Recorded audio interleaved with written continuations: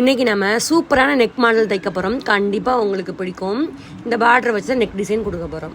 இப்போது 5.5 இன்ச்சு நான் மார்க் பண்ணிக்கேன் முன்கழுத்து இறக்கத்தை.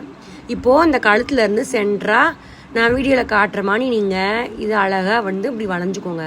வரைஞ்சிட்டு இதை ஓப்பன் பண்ணிங்கன்னா இந்த பக்கம் வாக்கில் மடித்து போட்டு தட்டுனா அதோட அச்சு இந்த பக்கம் வந்துடும். அப்படியே இந்த பக்கமும் நம்ம மார்க் பண்ணி இந்த மாடலை நம்ம வரைஞ்சிக்க போகிறோம். ஐயையோ, இவங்க கஸ்டமர் இந்த இடத்துல வளைவாக தான் கேட்டாங்க. நான் தான் தெரியாமல் கூம்பு மணி வரைஞ்சிட்டேன். அதனால் வளைவாக நான் போட்டுக்கிறேன். உங்களுக்கு எந்த டிசைன் பிடிக்குதோ அந்த டிசைன் போட்டுக்கோங்க. அந்த கழுத்துக்கு கீழேயும் இப்படி கண்டிப்பாக மார்க் பண்ணிக்கோங்க. மார்க் பண்ணிவிட்டு ரஃப்பாக ஒரு துணியில் எடுத்து அதை அப்படியே வச்சு தட்டுனீங்கன்னா அதோட அச்சு இதில் வரும். நம்ம அதுக்கு மேலே லைட்டாக நம்ம வரைஞ்சிக்குவோம். அதுக்கப்புறம் இதை கட் பண்ணி எடுத்துக்க போகிறோம். ஒவ்வொரு ப்ராசஸும் நான் மெல்ல சொல்லியிருப்பேன் உங்களுக்கு புரிதலுக்காக. அப்படியே இந்த துணியை கேன்வாஸ் பேப்பரில் நம்ம வெட்டி வச்சுக்க போகிறோம். இப்போ கேன்வாஸ் பேப்பர் தான் முக்கியம். இப்போது நம்ம தெர்மாக்கோல் பால்ஸில் இப்படி காட்டன் பீட்டில் ஒரு 5-6 பீஸ் நம்ம கட் பண்ணி வச்சுக்கிறோம்.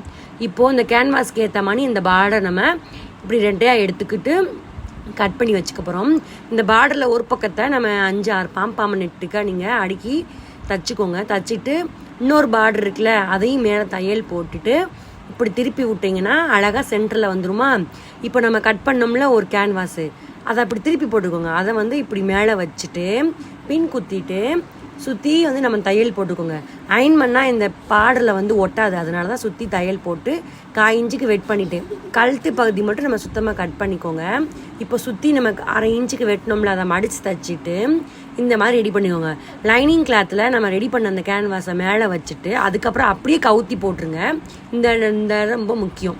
அழகாக பின் குத்திட்டு மெயின் கிளாத்தை என்ன தெரியுமா செய்யணும், இதை அப்படியே கவுத்தி போடணும். மெயின் கிளாத்லேயும் இதை கவுத்தி போடணும். அழகாக கழுத்தை எப்பயும் போல ஃபினிஷ் பண்ணிட்டீங்கன்னா இந்த மாதிரி இப்படி அங்கிட்டு இங்கிட்டு வரும். அதுக்கப்புறம் சுற்றி மெயின் கிளாத் மேலே நம்ம தையல் போட்டிங்கன்னா அழகாக நீட்டாக அந்த நெக் டிசைன் வந்துடும்.